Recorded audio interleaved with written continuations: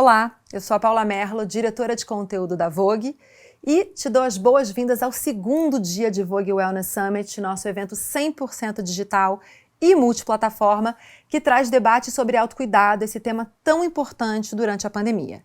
São 3 dias de evento, ontem a gente falou de saúde mental, hoje a gente fala de saúde do corpo, amanhã de saúde da alma. Todos os papos estão sendo transmitidos em canais diversos da Vogue, como o Instagram da Vogue, o Instagram @VogueWellnessBR, nosso Facebook, YouTube, os podcasts já estão no Spotify e, claro, a cobertura completa está no site da Vogue. Hoje a gente destrincha, vai a fundo no tema saúde do corpo e temos alguns papos muito importantes, como por exemplo, a alimentação intuitiva e o fim das dietas. Tem também um papo super bacana sobre ginecologia natural e um bem interessante que é a Sexual Wellness, a importância do sexo para a saúde feminina. Espero que vocês gostem. Amanhã às 15 horas tem mais. Obrigada, um beijo.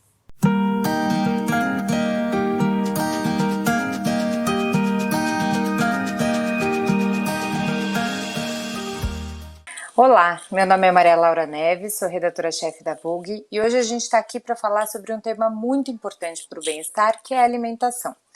Para discussão sobre alimentação intuitiva, eu tenho o prazer de dividir a mesa com a psicóloga especializada em transtornos alimentares, Rogéria Taragano, com a nutricionista Marcela Cotais, também especializada em transtornos alimentares e colega da Rogéria no ambulatório de transtornos alimentares do Hospital das Clínicas de São Paulo, e com a minha querida Alexandra Gurgel, que também é jornalista, influenciadora e criadora do Movimento Corpo Livre. Bem-vindas, meninas!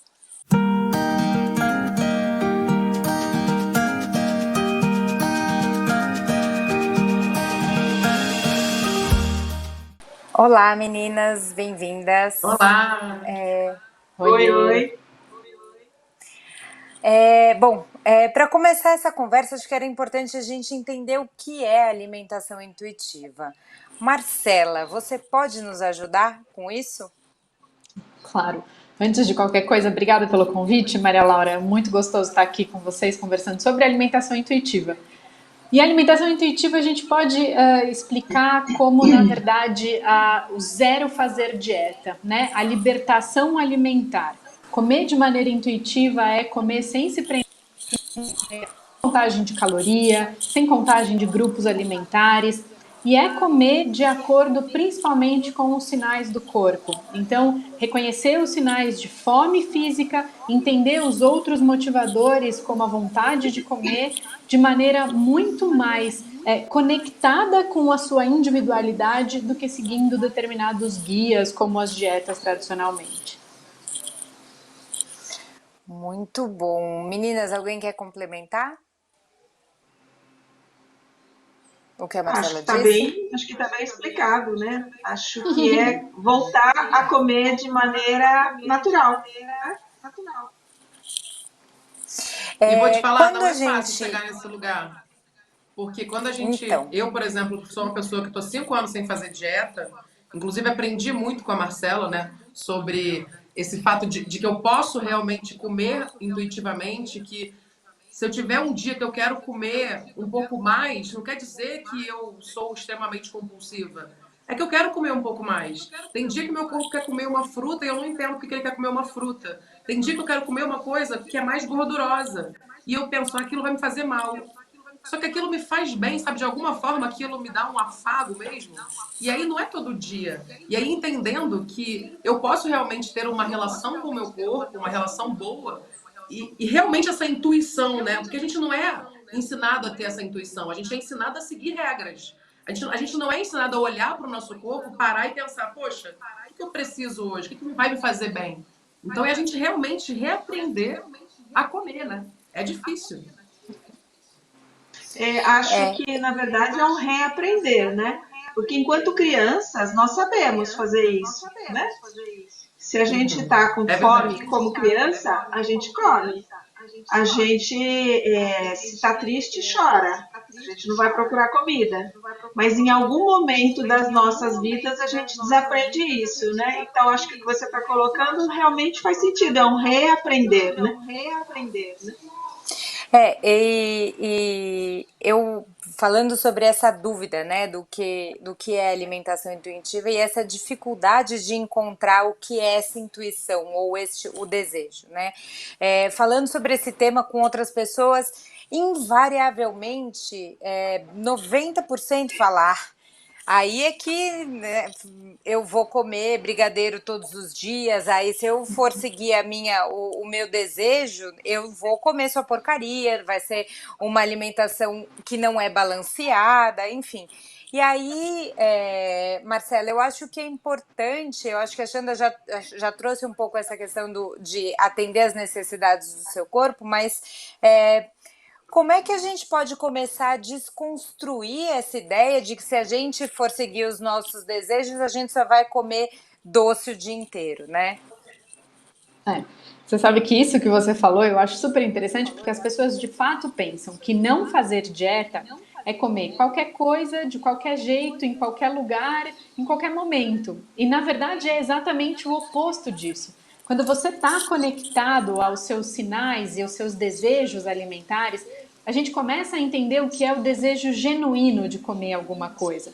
E ele é um desejo tão especial que é quase impossível, pautado nesse desejo genuíno, alguém comer brigadeiro o dia inteiro, todos os dias, só porque não está fazendo dieta. Essa conexão com o corpo e com os outros motivadores para comer, porque a gente come além dos motivadores físicos, além da fome, né? Na verdade, é uma ampliação do entendimento de que justamente a gente não come só nutriente, que em vários momentos, como a Xanda falou, a gente vai comer procurando conforto e em outros momentos a gente vai deixar de comer.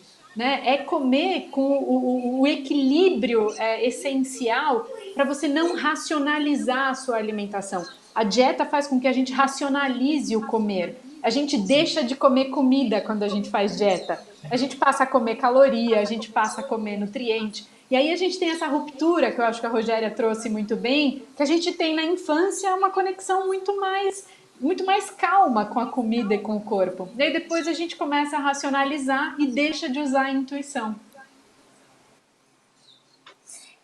E acho que um ponto interessante... Desculpa, Laura. Imagina, só fazendo uma conexão com o que você colocou, os nossos pacientes que nos procuram no consultório para conversar sobre isso trazem exatamente da mesma maneira que você falou. Ah, não, quer dizer que agora eu vou ficar comendo doce o dia inteiro, né? E essa é uma premissa falsa, porque ela parte do pressuposto de que se você não está em dieta, você está comendo tudo errado. E eu acho que é essa premissa que a gente precisa ir desconstruindo. Essa premissa que está errada. A outra está correta, de que a gente vai comer respondendo às vontades do nosso corpo. E não necessariamente o meu corpo vai ficar pedindo doce o tempo todo em quantidades absurdas, porque ele tem uma inteligência própria a ser respeitada, que é dieta anula. Né? Então tem uma mentalidade da dieta que precisa ser desconstruída aos poucos. A gente está sob ela há várias décadas já. Né? Então, aí era justamente essa pergunta que eu ia fazer. Nós aqui, eu imagino que todas nós tenhamos crescido, enfim, sob essa norma, né? Assim, a gente procura como é que a gente faz essa conexão? Como é que a gente retoma uma coisa perdida? E eu acho que aí, Xanda, você pode contar um pouco da tua experiência há tanto tempo. Eu, pessoalmente, não lembro quando foi a última vez que esta preocupação não passou pela minha cabeça. Eu posso até não ter seguido, mas ver um prato deixou de ser ver comida. São sempre as consequências que esse prato traz. Então, assim, como é que a gente começa a resgatar uma coisa que, sei lá quando que se perdeu, individualmente e coletivamente, né? Maria Laura, essa pergunta que você está fazendo é a pergunta que a gente quer responder para sempre, né? Como entender da onde veio essa origem, como que a gente consegue fugir disso e realmente se encontrar, né? Entender quem a gente é, né? que eu quero da minha vida, o que eu tenho fome. Eu tenho fome de quê? Eu gosto do quê? Porque, ao mesmo tempo que a cultura da dieta, quando a gente fala de cultura da dieta, a gente não está falando só de, a cultura de passar dieta para você emagrecer. Quando a gente fala de cultura da dieta, é toda uma indústria que move bilhões ao ano que está em volta do seu corpo para que o seu corpo seja o quê? Perfeito de todas as formas. Então tem a dieta perfeita, tem o suplemento perfeito, tem o formato perfeito, com a cintura, a barriga, o braço, tudo de um jeito que você vai ser daquela forma, que você seja aceita e perfeita. E o mais engraçado, a gente fala tanto de saúde, saúde, saúde, ninguém está falando de saúde aí. Está falando só de um objetivo estético, que esse é o objetivo principal. Que você atinja aquele objetivo estético. E ninguém pensa na saúde. E tem aquela preocupação, né? Aquela falsa preocupação com a saúde. Então, fugir disso é muito difícil, porque a gente é ensinado desde pequeno que eu sou gorda porque eu como demais. Então, eu tenho que parar de comer. Tudo que eu aprendi com 9 anos de idade é que eu tenho que parar de comer. Então, eu entendi que comer é errado. Eu entendi que comida tem comida ruim e tem comida boa. Eu não entendo. O ato de comer começa a vir com culpa, começa a vir com vergonha, comer escondido. Não vou comer em público, porque senão vão falar que é por isso que eu sou gorda. Não vou comer salada, porque senão vão falar, tá fazendo dieta, depois vão me cobrar. Mas também não vou comer coisa calórica na frente dos outros, porque senão vão falar que é por isso que eu sou gorda. Então você fica naquela coisa que você fica 100% controlado o tempo inteiro. Tem uma frase da Naomi Wolf que eu gosto muito, que ela fala assim: fazer dietas é o sedativo político mais potente na história das mulheres. Uma população passivamente insana pode ser controlada. Então a gente está sem energia, sem carboidrato, só pensando num corpo específico, gastando nosso tempo e nosso dinheiro com isso. Como é que a gente sai disso? Cara, é começar realmente a entender que isso existe, que realmente é feito para te controlar e que dá para você ser saudável, ser feliz, ter o corpo que você quer, sem precisar de todas essas armadilhas que vêm parecendo que é bonitinho, que é a solução, que é a salvação, que é milagre. Então é começar a abrir os olhos. E movimento Corpo Livre nelas, pessoas realmente como Marcela, Rogéria, que pensam diferente, a gente começar a procurar profissionais que pensem diferente, que acham diferente, porque existe hoje em dia. Maria Laura, Muito se você me bem. permitir, só porque eu acho que é uma coisa que é muito importante, que a Xanda Claro. está falando, que são elos da mesma corrente. A Xanda trouxe pressão estética. E pressão estética é essa coisa cultural que a gente sofre sem se dar conta, desde sempre. Que a gente tem que ser magra, que a gente tem que ser delicada, que a gente tem que falar baixo, que a gente tem que vestir roupa P, que a cintura tem que ser fininha, que o seio tem que ser firme. E isso tudo é como se, através da dieta, você conseguisse conquistar. Então, são elos da mesma corrente. Então, muitas vezes, quando você fala, eu não lembro quando foi a última vez que eu refutei um pensamento de dieta, é porque ele vem em vários lugares da nossa vida. A gente é submetidas, a gente mulheres muito mais, mas os homens também, mas nós somos submetidas a esse tipo de mensagem o tempo inteiro, em todos os lugares. Então, romper com esse paradigma é algo que eu acho que o Movimento Corpo Livre traz como uma iniciativa belíssima, e a Xanda encabeçando isso de maneira maravilhosa. Tamo junto, amiga. E esse movimento, né, do qual vocês comentaram, ele aparece de maneira mais explícita ou não necessariamente, né? Então, essas mensagens vão chegando o tempo todo, vão ali entrando no nível inconsciente, inclusive, e quando a gente percebe, a gente está funcionando de maneira a atender essa demanda que é externa, que não começou internamente, né? Então precisa de uma certa rebeldia mesmo para ir contra essa pressão toda. E, infelizmente, nem todas as pessoas encontram forças, né, recursos internos para fazer esse movimento. E aí acham que realmente tem que se adaptar a isso como uma forma de se realizar pessoalmente, de ser aceita, de conquistar uma série de coisas, porque ela acha que se realmente não se adaptar àquele padrão, nada do que ela almeja na vida vai ser possível, né? Muito forte, muito forte. Então é bem legal, inclusive, uma iniciativa como essa de vocês, na Vogue, para vinda de uma revista como essa também, né, para contribuir nesse processo de desconstrução dessa ideia, né, em especial sobre as mulheres, né, porque é muito forte. Eu acho que essa visão de bem-estar, é impossível a gente falar de bem-estar ligado à alimentação sem colocar em perspectiva essa pressão estética, né? Assim, a gente não existe, você pode estar, enfim, magra, mas o seu bem-estar ele não é completo, não tem, né? Enfim, a coisa não tem relação. Então, agora, do ponto de vista, a gente, enfim, queria entender um pouquinho como é que funciona isso na prática, né? Uma vez que a gente está de fato disposta a trabalhar porque qual é o receio que eu fico? Assim, a gente começa a falar de alimentação intuitiva e vira mais uma caixinha. Agora todo mundo tem que, né? Assim, como é que a gente faz para que isso seja de fato um processo libertador, né? Assim, ou então a alimentação intuitiva acaba virando o oposto do que ela se propõe. Qual é o trabalho que vocês fazem em consultório para começar a tirar essas amarras com as quais a gente está lidando há tantos anos? Do ponto de vista da psicologia, né, a gente trabalha muito com o medo que uma proposta como essa às vezes acaba despertando, porque é algo muito diferente e eu acho que às vezes, assim como para mudar qualquer comportamento, não adianta a gente querer fazer uma guinada absurda e não sustentar no médio prazo. Nesse caso, eu acho que também é importante que seja um trabalho gradativo, que a pessoa vá dando pequenos passos, vá reaprendendo, porque assim ela vai conseguindo assimilar no tempo dela essa mudança.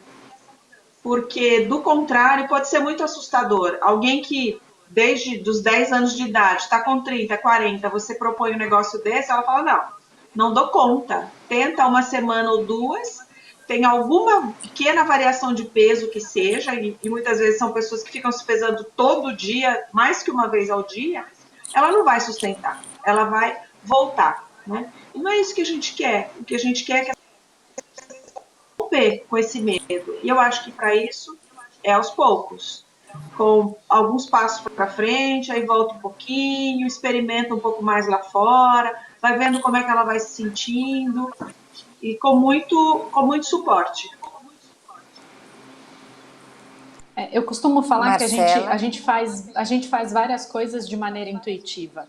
As coisas mais bobas a gente faz, desde respirar até tomar banho, até dormir. A gente tende a respeitar o nosso corpo em vários âmbitos da nossa vida e a gente então é desconectado da alimentação com tudo que a gente já conversou. Então eu costumo falar e eu costumo colocar isso também no consultório como um processo. Né? A Xanda falou, foram 5 anos até ela perceber diferenças no corpo, até ela perceber diferenças na maneira que ela come. Então, entender que a gente também sofre essa ideia de dieta, ela é sempre gradativa na nossa vida. O processo é um processo inverso. É quase impossível a gente pensar que alguém vai deixar de fazer dieta de um dia para o outro e vai comer com permissão incondicional, que é um dos objetivos, né, do comer sem dieta. Quando você se permite de maneira incondicional a comer, você acaba comendo muito mais conectado com os seus desejos verdadeiros, né? E muitas vezes você vai perceber que a consequência vai ser perda de peso e não o objetivo como a gente vê na dieta. Então, estar conectado com o próprio corpo não é uma estratégia de emagrecimento. É uma estratégia de comer de maneira mais saudável, né? De se relacionar mais saudavelmente com o próprio corpo e com a alimentação. Sim. Eu vou falar para vocês, realmente deve ser muito difícil ensinar alguém a ser intuitivo, né? A ter intuição, ainda mais agora que a gente está num país mais ansioso do mundo, né? O quinto mais depressivo. Como é que a gente vai pensar e ter intuição? Realmente é muito mais fácil a gente pensar que não, se é isso que as famosas fazem, se é isso que é o certo, é mais fácil eu seguir um negócio aqui, eu vou fazer isso e meu corpo vai ficar assim. E aí tem esses problemas, a gente acreditar nessas falácias também, porque tem muita gente que tem um corpo perfeito, tido como perfeito, e faz um monte de coisa que você não faz ideia, e você acha que é por causa da dieta, por causa daquele controle. E a gente não tem nenhum prazer, nenhuma. E tem muita gente que acha, eu fiz um post esses dias, de antes e depois da pandemia, né? Porque quando começou a pandemia, começou aquelas coisas dos memes gordofóbicos. Aí vinha antes e depois. Ah, em 3 meses as pessoas iam engordar 60 quilos, 80 quilos. Aí eu comecei a questionar isso. Caramba, não entendem o que é uma pessoa gorda. E se me seguissem, iam ver que eu só emagreci ao longo desses anos todos sem dieta. Que não foi uma coisa que eu quis, foi o que a Marcela falou. Foi uma consequência da minha alimentação que foi mudando, que foi se adaptando, que eu fui entendendo. E isso é uma coisa que é para sempre. E outra coisa que a gente foi percebendo, as pessoas elas não têm realmente noção de quem é gordo, quem é magro, e acham que todo mundo que é gordo é porque come de um jeito voraz, exagerado, e é por isso que é gordo. E não tem noção que a gente pode ter pessoas magras que têm compulsão alimentar, distúrbios alimentares, enfim. E aí vocês podem falar melhor, obviamente. E eu posso ser gorda e ter uma alimentação saudável, livre, né? Onde eu posso tudo. E aí quando você pode, você escolhe. As pessoas que vêm aqui na minha casa ficam assustadas quando elas veem a minha despensa. Foi só a minha família aqui, um momento que passaram a pandemia aqui, né? Meu irmão, de 19 anos, ele olhou e falou, Xanda, tem doce à beça. E ele foi comendo uma coisa atrás da outra. Eu falei, João Paulo, isso aqui dura 3 meses, dura um tempão. E ele comendo tudo, ele é magro, ele é super magro. E ele comendo um atrás do outro. E aquilo, eu e Carol, minha esposa, a gente deixa aqui, tranquilamente. Porque a gente pode. E a gente começa a ter essa noção de que, eu gosto de ter o doce, para quando eu quiser, aquela semaninha que eu prefiro mais um chocolatinho, tá ali. Então, para mim, eu sei que vai ser um afago. Então, é realmente você se conhecer. Então, esses memes, voltando, eles mostraram que as pessoas não sabem. Eu fiz um antes e depois que eu emagreci até na pandemia. Então, como é que pode? Sabe? As pessoas realmente parece que não perceberam que existem formas de ser saudáveis. E quando a gente fala que eu, uma pessoa gorda, sou saudável, eu não estou fazendo apologia à obesidade ou a você ter alguma doença. Mas justamente a gente começar a perceber que a gente não precisa ficar sempre controlado do jeito que é o certo para ser tido como certo ou saudável, entende? Sim. O que me intriga muito é que a gente perdeu o nosso contato com essa liberdade, né, Xanda? A gente são muitos anos, né?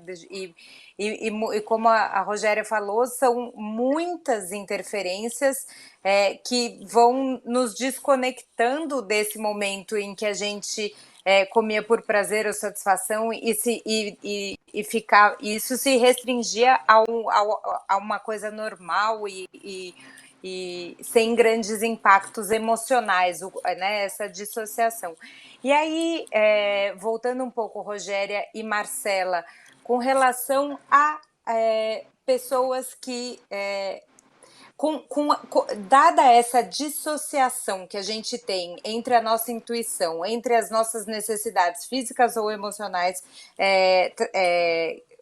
com relação à comida, como que a gente pode entender o que é saudabilidade alimentar, né? Assim, o que é esse retorno, assim, quem tem compulsão alimentar? Ou quem tem um outro transtorno alimentar, como é que pode começar a trabalhar com essa perspectiva, né? Assim, o que a gente precisa olhar para além da fome e do desejo por um determinado tipo de alimento, para que a gente possa entender o quadro com um pouco mais de cores, né? Assim. Acho que aí, Rogéria, o que é uma relação saudável com a alimentação? Acho que é uma alimentação tranquila, em que você não fica o tempo todo pensando em comida, nem planejando todos os passos que você vai dar em relação à alimentação o tempo todo, né? É claro que quem está fazendo um trabalho de reorganização em relação a isso, muitas vezes precisa, sim, de uma orientação mais detalhada, até que aquilo vá se tornando algo mais tranquilo. Mas, idealmente, isso não deve ser pauta, né?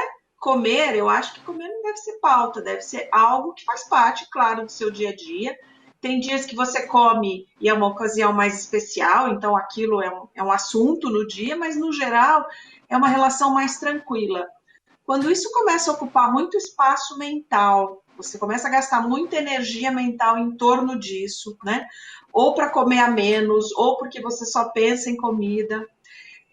Quando aquilo começa a impactar a sua vida, algumas áreas da sua vida, você deixa de fazer programas, deixa de fazer coisas que você gostava de fazer, porque aquilo envolve comida e você não sabe se vai conseguir se controlar naquela situação. Quando você deixa de viver uma série de coisas da sua vida em função da comida, aquilo começa a chamar atenção, né? A gente fala muito hoje no termo do comer emocional. Então, o comer de maneira intuitiva é responder aos seus sinais básicos, né? De fome, parar de comer quando você está saciado. Claro que a dieta faz com que você pare de enxergar isso. Então, você precisa de um tempo para se desintoxicar das dietas e voltar a perceber esses sinais, né? Mas o comer emocional, ele já entra aí como, quando ele acontece com muita frequência, ele também chama atenção para uma relação que está deixando de ser tão saudável, porque a pessoa passa a precisar daquele determinado alimento, por exemplo, porque ela está muito desconfortável com alguma questão emocional, e não mais porque ela está com fome ou só com vontade de comer uma determinada coisa naquele dia, né? Então, são alguns sinais que a gente tem. E quadros mais extremos, mais graves, vão ser os transtornos alimentares aí, né? O anorexia nervosa, a bulimia e o próprio comer compulsivo. Então, a gente avalia muito o impacto na vida toda da pessoa, tanto do ponto de vista clínico, físico, como do ponto de vista cognitivo, o quanto aquilo ocupa da vida dele. E você você ficaria surpresa de ouvir as nossas pacientes contando o quanto do dia a dia delas é consumido por pensamentos em torno de comida ou de como controlar a minha vontade de comer alguma coisa. Eu acho que é muito importante, quando a Maria Laura traz sobre compulsão alimentar, também explicar o que é compulsão alimentar, né? Porque, na verdade, muita gente tem o que a gente conhece como episódios de exagero alimentar, que é quando você come um pouco a mais do que quando relacionado ao seu padrão, né? A gente tem um padrão alimentar. Em alguns momentos especiais, a gente pode comer a mais. É diferente da compulsão alimentar, que é quando o indivíduo come uma quantidade de comida muito grande, num curto espaço ali, um tempo muito curto, com sensação de perda de controle. Então, episódios compulsivos, eles geram um sentimento muito diferente das outras maneiras de comer. Então, a gente fala sobre culpa, sobre vergonha, a gente fala sobre sensação de remorso, de se sentir fracassado. E essas todas relações que vão se criando e vão se perpetuando com a alimentação fazem com que as pessoas então evitem, por exemplo, programas em que a alimentação está envolvida, não saem mais com os amigos, precisam saber o que tem no restaurante antes de comer, controlam a quantidade, controlam o peso, deixam de comer porque comeram, por exemplo, no dia anterior, ou exageram no exercício físico na intenção de compensar a alimentação. Então, quando a Rogéria fala sobre essa dominação que a alimentação cria, ela é algo que é como se fosse, eu brinco sempre que é como se fosse água, né? Ela vai indo em lugares que a gente nem imagina, né? Vai contaminando o relacionamento amoroso, vai contaminando o relacionamento familiar, atrapalhando o trabalho. Então, existe essa potência, né, da relação ruim com a comida. E quando a gente pensa no deixar de fazer dieta, deixar de pensar a alimentação dessa maneira, é claro que o bom nutricionista, ele também sabe dosar o quanto de ajuda o paciente precisa. Então, várias vezes a gente precisa organizar um planejamento alimentar em conjunto, explicar quais são os alimentos que têm cara de almoço, né? Quais são as melhores opções para um lanche. Porque como as pessoas vêm com muito pouca autonomia alimentar, essa criação ela também vai ser paulatina, né? E é claro que é uma dança entre o nutricionista, entre o terapeuta e o paciente. Mutuamente, e as construções são sempre feitas em conjunto e muito individualizadas, que eu acho que esse é um ponto fundamental. E Ouvindo vocês falarem, eu fico um pouco com a sensação, e até isso também veio de uma conversa que eu tive com a Xanda no ano passado, que as mulheres e as pessoas, enfim, estão fartas um pouco dessa cultura da dieta, né? Assim, a gente viu um aumento muito grande nos seus seguidores, Xanda, por exemplo, né? Assim, cresceu muito na pandemia. O seu número de seguidores, ou seja, de gente interessada nesse tipo de conteúdo. E aí eu queria ouvir da experiência de vocês, e acho que, Xanda, você tem um termômetro muito sensível, que é a rede social, para isso, e queria ouvir de vocês no consultório também. Assim, a gente chegou num limite, chegamos num ponto de que não tem mais, a gente já inventamos todas as dietas possíveis, já vimos que não dá certo, estamos nos sentindo prisioneiras, né, disso, e a gente está buscando se libertar. É essa sensação que vocês têm? Xanda, você pode começar, por favor? Depois acho que aí Claro. Rogério e Marcela podem complementar.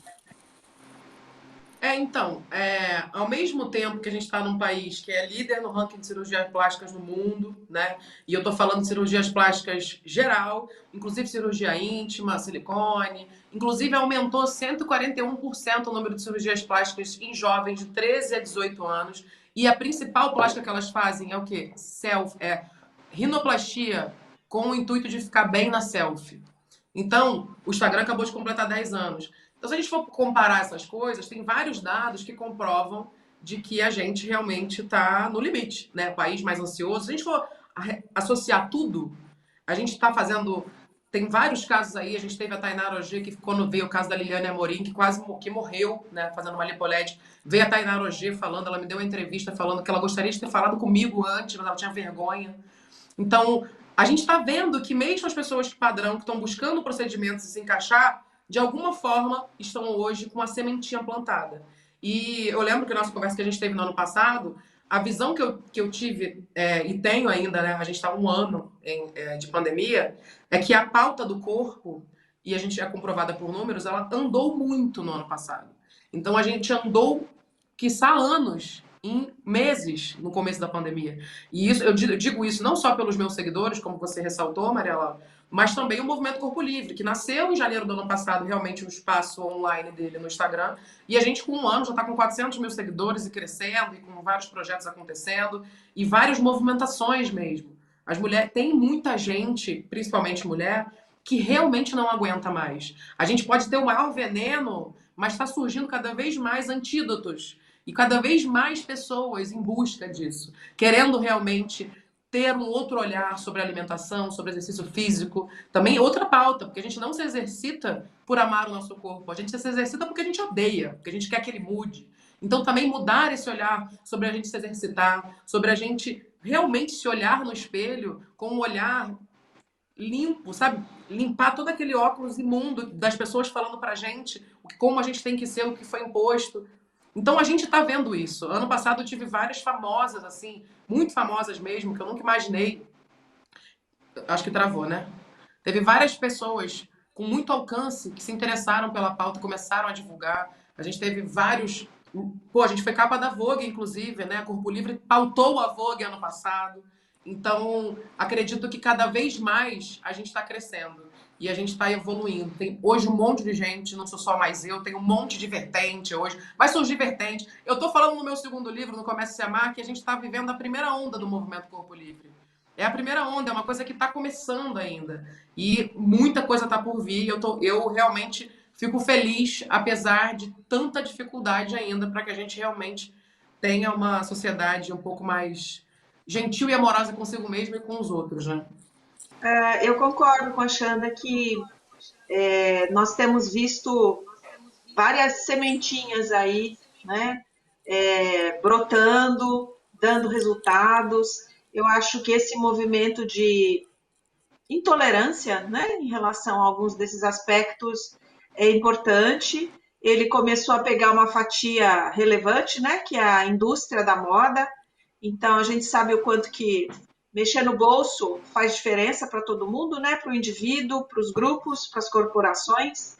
Então, quando o consumidor começa a deixar de comprar de uma determinada marca em função do seu posicionamento, deixa de consumir determinados produtos em função do posicionamento social daquela organização, isso faz com que a empresa pare e pense, opa, acho que talvez eu tenha que rever esse caminho. Eu acho que isso é bem forte, eu acho que isso é muito importante, eu acho que a gente tem que bater muito nessa tecla enquanto consumidores, né? Eu vejo sim uma parte das mulheres querendo falar basta, mas eu acho que ainda é uma parte bastante pequena, infelizmente, né? O que chegou ao Brasil, infelizmente, que hoje é uma realidade de muitos países, né? A gente sabe que os Estados Unidos encabeçam essa lista aí dos procedimentos cirúrgicos, né? O Brasil vem atrás, junto com a Argentina e etc. Mas a gente Não, o vê que Brasil o agora é impacto líder, amiga. O é Brasil O líder, Brasil passou. agora é olha aí. líder. É. A gente vê que, em função, por exemplo, da internet, das redes sociais, o lado ruim é que países que não eram tão adeptos desse tipo de coisa, né, os asiáticos, etc., também entraram nesse movimento aí com a globalização e etc. Então, isso prolifera coisas ruins. E o excesso de uso da imagem, né, nas redes sociais tem, infelizmente, agudizado muito desses problemas, mas muito. Então, eu vejo, sim, com muita esperança esse movimento. Eu acho que ele tem que se fortalecer. Eu vejo a via econômica como a mais forte para que a gente tenha resultados, mas eu acho que, como tudo no ser humano, né? As mudanças têm que começar em algum momento, elas começaram, e isso, no médio prazo, eu acho que deve gerar resultados para o indivíduo, né? E a gente tem um papel muito forte nisso. Eu acho que como Marcela? uma onda aí talvez positiva, né? Comer é um ato político, né? E eu acho que a gente não pode desassociar esse assunto ao feminismo, à sororidade, às mulheres se tratando de maneira mais gentil. Então, eu acho que, claro, o caminho é longo, é um início, é a primeira onda, se tomara que de muitas, mas é muito importante a gente entender que a independência da mulher, que a valorização da mulher, isso também traz como consequência esse desejo de se libertar de padrões punitivos como a dieta. Né? Então, a gente se apoiar, a gente valorizar a mulher pelo trabalho, a gente valorizar a mulher não só pela estética, né? Diminuir a objetificação do corpo feminino, isso tudo contribui para novos caminhos que nós vamos trilhar e eu acredito que muito juntas. Né? Então, não é à toa que esses movimentos estão brotando, não é à toa o cansaço das mulheres. Então, eu vejo como uma corrente aí feminina, forte, feminista, e que ela vai acontecer, né? Se tudo der certo, é questão de tempo. A gente vê as meninas mais jovens já com uma outra cabeça, já com uma segurança muito maior, então empoderadas. Então, eu acho que mesmo com todos os desafios que existem pela frente, a gente está vivendo um momento muito transformador. Sem dúvida, Marcela, eu também sou muito isso e acho que a gente já começa a ver os resultados, né? Eles ainda são tímidos, como pontuou a Rogéria, mas a gente já começa a ver avanços, em especial nessas novas gerações. A gente, infelizmente, o nosso tempo está acabando, e aí eu queria pedir para vocês, enfim, quem assistiu essa live nunca tinha ouvido falar desse tema e saiu afim de começar uma história nova, de tentar uma coisa diferente. Queria que vocês dessem um toque, uma dica, enfim, como é que a gente pode ajudar essas mulheres que saíram inspiradas dessa conversa que foi tão rica a seguir. E aí eu acho que a gente pode, e eu vou fazer a minha bolinha aqui, como eu estou vendo vocês, Rogéria, Marcela e Xanda, por favor. Bom, eu acho que a sensação que eu saio dessa nossa conversa aqui é de que vale a pena a gente incentivar todas as mulheres, e não só, mas muitos dos homens vivem tudo isso que a gente está enfatizando aqui, né? A gente está destacando mais o lado da mulher, mas muitos dos homens vivem tudo isso.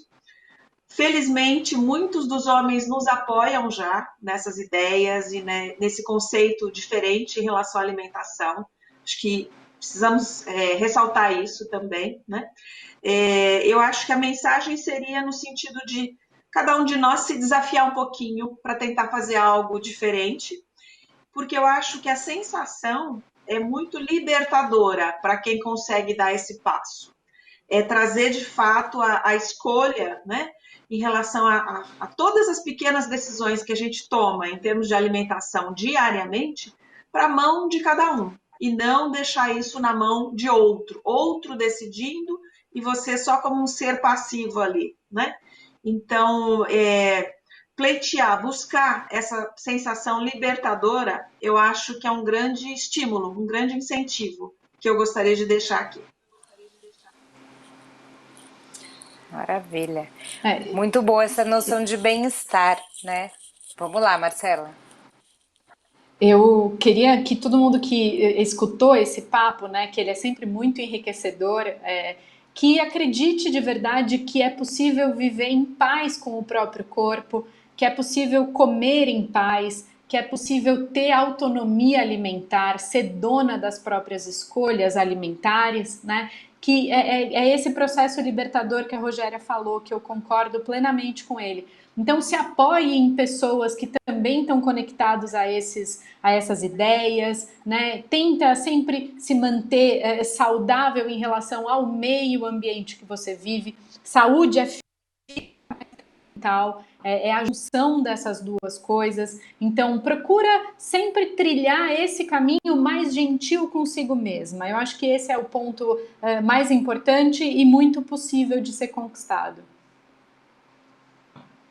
Maravilha. E eu acredito que, assim, a partir do momento que a gente para de fazer dieta, a gente fica com saudade, a gente sente falta. A dieta, ela vira a nossa melhor amiga. Ela vira aquela coisa que ela parece que está controlando a gente. De alguma forma, a gente acha que aquilo faz bem pra gente, aquele controle. A gente está falando de coisa restritiva, obviamente, né? Se você tem uma condição que você precisa fazer uma dieta, é diferente. Agora, aquela coisa do controle, sabe? Eu lembro quando eu ficava no food, low food, eu não comia nada. Aí eu comia 100 calorias. Aí quando eu ia comer, eu comia. Eu lembro que a gente estava perto da Páscoa. Eu comia. Eu teve uma época que eu abri o banheiro da minha mãe, eu comi 10 ovos de Páscoa, que era para a família toda. E eu achava que aquilo era eu. Que eu comia 10 ovos de Páscoa sempre, que eu tinha uma fome voraz. Quando eu parei de fazer dieta, eu descobri que eu nem gosto de doce. Que eu nem sou muito fã de doce. Eu fui descobrindo a minha vida. Você se descobre.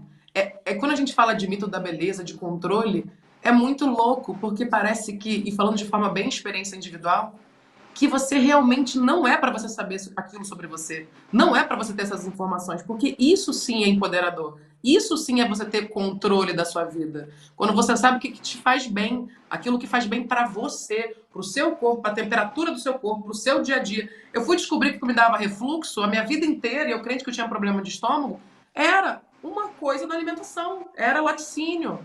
Olha só. E aí eu não tenho mais o problema que achava que eu tinha no meu estômago e tudo mais. Então, realmente, quando a gente percebe, a gente percebe cada coisa agindo no nosso corpo, é tão melhor, gente. E é uma parada individual, que você não tem que seguir uma regra, é sobre você mesma. Então, que é coisa mais personalizada do que você ter a sua própria alimentação intuitiva, entendeu? Então, é possível, é difícil. Você vai desfazer essa amizade tóxica com essa dieta que te faz mal, mas é possível, entendeu? Essa amizade aí tem que acabar. E você vai ver que você vai encontrar um monte de amigo também. E você vai ver que a sua vida vai ser muito mais tranquila e livre. E por mais que você tenha situações que sejam difíceis, quando você vai, mesmo em conjunto, quando as pessoas veem que você come livremente, comentam, você vai falar, ué, você pode também. Então você vai inspirando outras pessoas também, mas é um dia de cada vez, né? Até porque quando a gente puder ir para um evento vai demorar. Então é possível. Eu quero deixar essa mensagem porque tem gente que acha que é maluquice. E não é. É possível. Meninas, muito obrigada. Muito bom ouvir vocês. Espero que a gente possa se reunir e falar e comer juntas e falar juntas sobre esses assuntos. E, enfim, muito obrigada e convido vocês para continuar assistindo o nosso Summit nas nossas plataformas, nas redes sociais. Obrigada. Obrigada a vocês. Beijo, beijo. Tchau, tchau. Beijo. Tchau, tchau. Prazer. Tchau. Obrigada. Tchau. Espero que vocês saiam tão inspiradas e inspirados quanto eu saí dessa conversa. E convido vocês para continuar assistindo ao Vogue Wellness no Instagram, no YouTube, no LinkedIn e no nosso site. Se gostou, compartilha. Obrigada!